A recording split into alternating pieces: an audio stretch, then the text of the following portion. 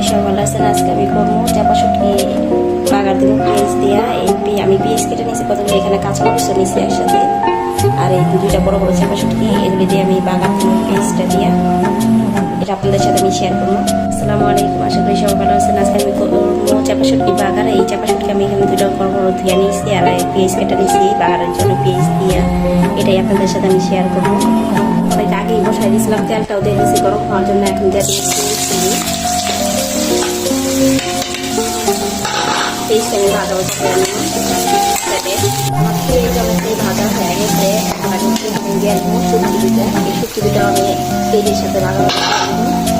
চাপা শুটকি, এই চাপা শুটকি দিয়ে বাগারটা এইভাবে ফ্রাই করতে আপনারা অনেক ভালো লাগে।